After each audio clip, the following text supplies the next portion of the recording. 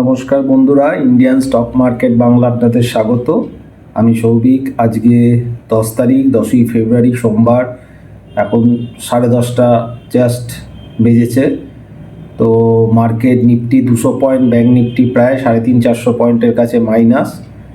এটা একটা অনেকের কাছে আনএক্সপেক্টেড, কারণ দিল্লি ইলেকশন যেভাবে বিজেপি গভর্নমেন্ট জিতেছে এবং 27 বছর পর দিল্লিও নিজের দখলে নিয়ে এসেছিল, তো ম্যাক্সিমাম লোকই হয়তো ভেবেছিলেন যে আজকে হয়তো বড় গ্যাপ আপ খুলবে এবং একটা বড় র্যালি অপেক্ষা করছে।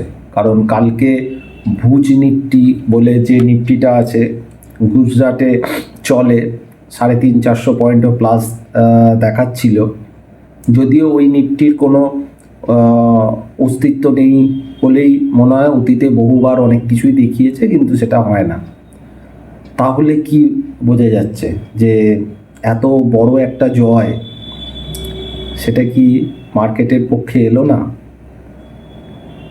সব কিছু গণ্ডগোল বা গোলমাল, কিন্তু তার সাথে সাথে দেখতে হবে যে আমাদের যে রুপি সেটা কিন্তু একদম লাইফ টাইম লোয়ের কাছে চলছে। অর্থাৎ রুপির ভ্যালু কিন্তু খুবই নিচে চলে যাচ্ছে, প্রায় 88 ছুঁই। এটা কিন্তু আমাদের জন্য ভালো নয়। এবং এফআই লাগাতার সেল করে যাচ্ছে, একদিন বাই করেছে কিন্তু লাগাতার সেল করে চলেছে।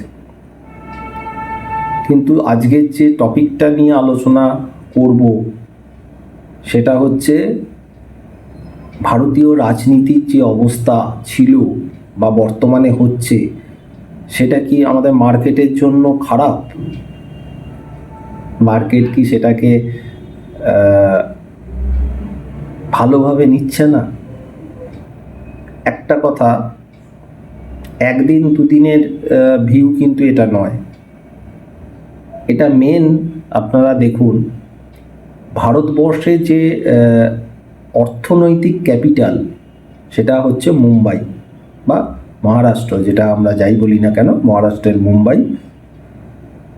সেটা কিন্তু বিজেপি তার নিজের দখলে নিয়ে চলে এসেছে। অর্থাৎ যেটা অর্থনীতির আমরা মানে মেন ভিত্তি, বা যেখান থেকে জিএসটি কালেকশন বা বিজনেসের স্তম্ভ যে জায়গায় আছে, সেটা কিন্তু বিজেপি নিজের দখলেই এনেছে এবং ভালো মতোই সংখ্যাগরিষ্ঠতা হিসাবেই আছে। এবার বাকি রইল কি, আমাদের ভারতবর্ষের ক্যাপিটাল দিল্লি, সেটাও কিন্তু নিজের দখলেই এসছে। অর্থাৎ মাঝখানে যে প্রথমে যে মোদি ঝড় একটা ছিল বিজেপির, তারপর কিছু কিছু জায়গায় ইলেকশন হেরে যাওয়া বা লোকসভায় যেরকম পাবে ভেবেছিল সেই জায়গা থেকে ধাক্কা খাওয়া, অনেকে হয়তো ভেবেছিল যে বিজেপির কিন্তু অস্তিত্ব শেষের দিকে, এবার নতুনভাবে কোনো সরকার বা জোট সরকার আসতে পারে, আবার নতুনভাবে চিন্তাভাবনা করা যেতে পারে। কিন্তু কি দেখা গেল যে বাউন্স ব্যাক বা কামব্যাক যাকে বলে, সেইভাবে বিজেপি কিন্তু যে ভুলগুলো করেছিল, যার জন্য এই জায়গাগুলো হয়েছিল, সেগুলো কিন্তু আস্তে আস্তে রিকভার করে আরও নতুন শক্তি নিয়ে কিন্তু আসছে।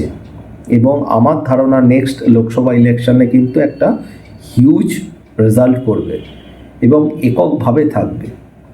এবারে এত কথা আমি বিজেপির হয়ে বলছি, এর কারণটা কি? কারণ হচ্ছে, বিজেপির হয়ে বলছি আমি কথাটা না, কথা হচ্ছে মার্কেট সবসময় চায় স্টেবল সরকার এবং এককভাবে ডিসিশন নেওয়ার ক্ষমতা। অর্থাৎ যদি জোট সরকার থাকে, তাহলে কিন্তু ইন্ডিয়ার যে ইকোনমি ডেভেলপমেন্ট বা আদার্স যে ডেভেলপমেন্ট, এগুলো করাটা কিন্তু অনেকটা শক্ত হয়ে পড়ে। যেহেতু প্রত্যেকটা যারা ওই জোটের মধ্যে থাকবে, তাদের কথা শুনতে হবে। তো সেই জায়গায় কিন্তু যে অ্যাগ্রেসিভ স্টেপ নেওয়া দরকার পড়ে অনেক সময় ইকোনমি ক্ষেত্রে, সেগুলো নিয়ে উঠতে পারে না যে কোনো সরকার। এটা অন্য কোনো সরকারও যদি এককভাবে পেত, তাহলেও কিন্তু মার্কেট ভালো রিয়াকশানই দিত। এছাড়াও বিজেপি গভর্নমেন্টের একটা ট্র্যাক রেকর্ড আছে, যেটা মানে ডেভেলপমেন্ট করবার জন্য অনেক কিছু স্টেপ নেয়। তো যাই হোক, এখন ঘটনা হচ্ছে, তাহলে যদি রাজনীতি অবস্থা ভালো হয়ে থাকে ইন্ডিয়ায়, বা আরও ভালো জায়গায় যাচ্ছে, কারণ ভারতবর্ষে দেখতে গেলে আর কয়েকটা জায়গায় বিজেপির এগেনস্ট ছোট ছোট আঞ্চলিক পার্টিরা রাজত্ব করছে, বাদবাকি কিন্তু আস্তে আস্তে পুরোটাই বিজেপির নিজের দখলে চলে আসছে, এবং নিজের রাজ্য লোকসভা তো আছেই, রাজ্যসভাতেও সংখ্যাগরিষ্ঠতার একটা ভালো জায়গায় নিয়ে চলে যাচ্ছে, এবং দিল্লিতে জাস্ট উড়িয়ে দিয়েছে, আপকে উড়িয়ে দিয়েছে বলা চলে। তাহলে বাজার খুশি নয় কেন? আমি যদি 1-2 দিনের কথা চিন্তা করি, তাহলে কিন্তু এই ইলেকশন ছাড়াও অনেক কিছু ইভেন্ট চলছে বা আছে, যেমন ডোনাল্ড ট্রাম্পের সাথে আমাদের নরেন্দ্র মোদী এর মধ্যেই বৈঠক আছে, সম্ভবত 13 তারিখ হতে পারে, ফ্রান্স এবং ইউএস সফরে যাচ্ছে, সেখানে বেশ কিছু ডিল টিল তো নিশ্চয়ই হবে। প্রত্যেকবারই দেখা গেছে যে এই যখনই এই সফরে যায় বা ডিল কিছু হয় বা কথাবার্তা আলোচনা হয়, তখন কিন্তু ইন্ডিয়ান মার্কেটটা পজিটিভ মুভমেন্ট নেয়। এবারে কি নেবে? নাও নিতে পারে, কারণ কিছু কিছু ডেট চলছে, 2-4 দিন এখনও আছে, যেটা নেগেটিভ হিসাবেই বোঝা যাচ্ছে। আলটিমেটলি বাজার যে বিশাল আকারে একটা ধস নামবে, যেটা অনেকের ভয় বা অনেক জায়গায় চলছে, সেটা কিন্তু আমার মনে হয় এখনও সেই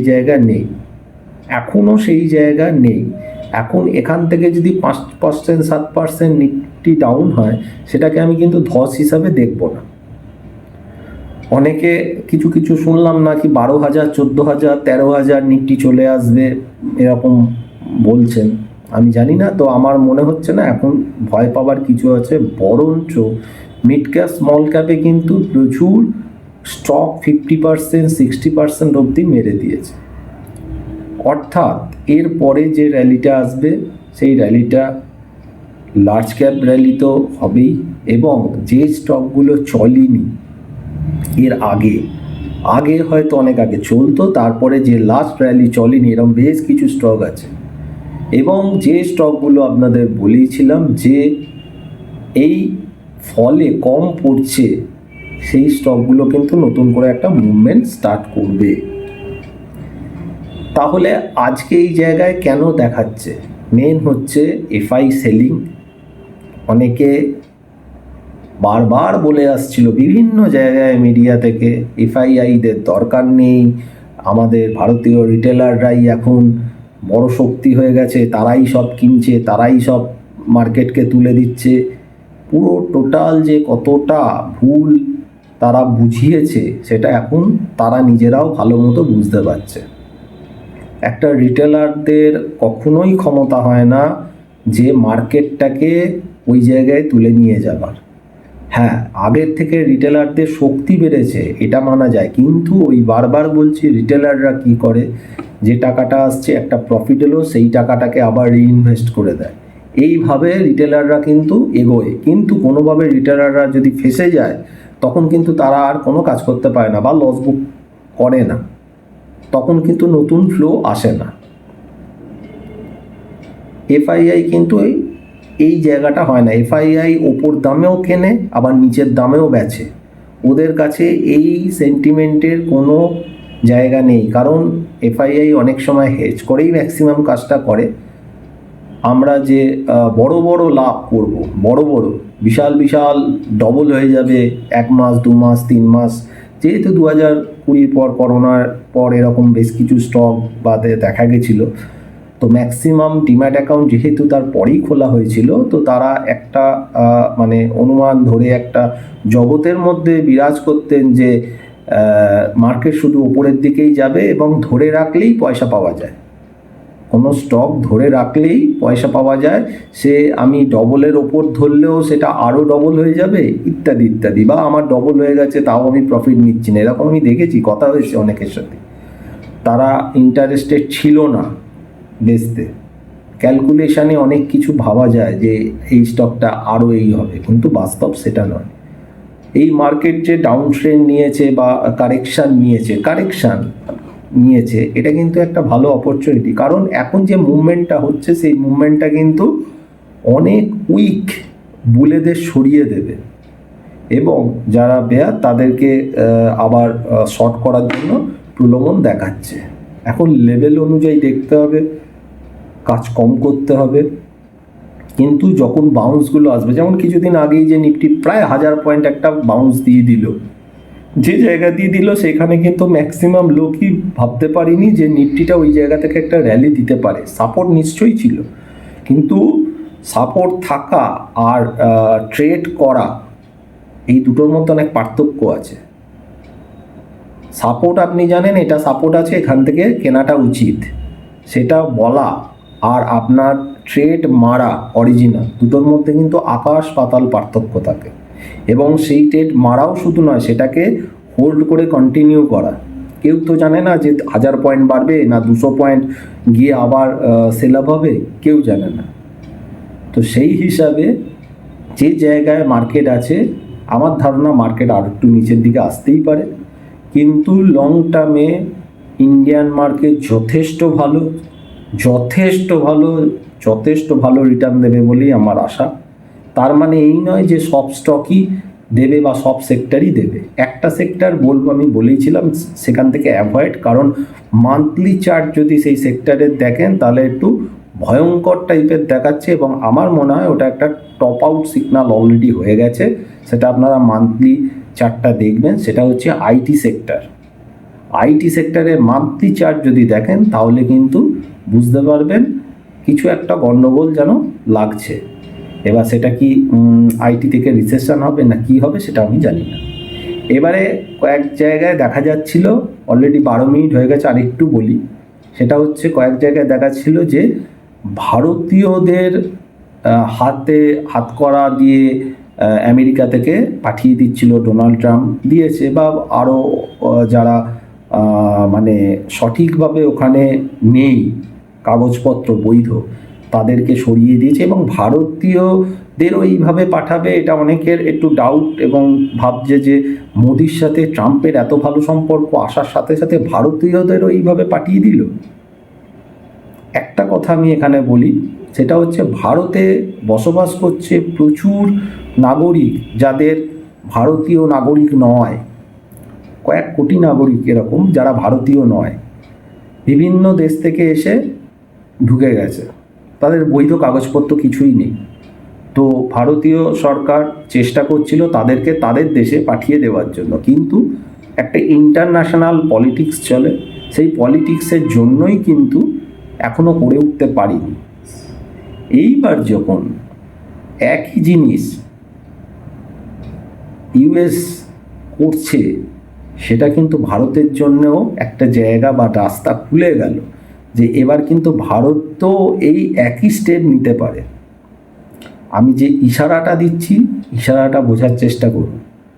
ভারতের যে মোদি বা আমাদের প্রধানমন্ত্রীর সাথে ট্রাম্পের কিন্তু যথেষ্ট ভালো সম্পর্ক।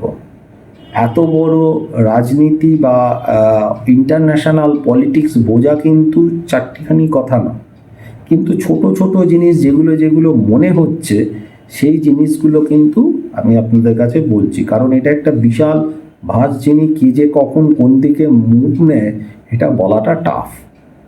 তবে আমাদের যে মেন ভারতীয় যে শেয়ার মার্কেট, সেই শেয়ার মার্কেট নিয়ে ভয় পাবার কিছু নেই। এই কারেকশানটা হয়তো আসবে, মেবি 23,100 আসতে পারে। তাও বলে দিচ্ছি, নিফটির এখান থেকে 23,300, 23,184, 23,005, এই তিনটে সাপোর্ট আমি মোটামুটি ধরে রাখছি। কাছাকাছি আসলেও আসতে পারে এবং এলে 2-4 দিনের মধ্যে হয়তো আসতে পারে, তারপর আবার নতুন র্যালি দেওয়ার সম্ভাবনা থাকবে এবং সেই ফরমেশনটা দেখতে হবে। কিন্তু যারা মোটামুটি ভালো স্টক নিয়ে আছেন তারা অযথা প্যানিক করবেন না, প্যানিকে করে কোনো লাভ নেই। আমার মনে হয় একটু হোল্ড করুন, রেগুলার কাজ বন্ধ করুন, একটু ওয়েট করুন, ওয়াচ করুন, দেখবেন আবার অন্ধকার থেকে আবার আলো আসবে, এবং তখন এতটাই আসবে তখন আবার পুরোনো দিনের কথাই মনে পড়বে। আজকে এখানে শেষ করছি। ভালো থাকবেন, সুস্থ থাকবেন।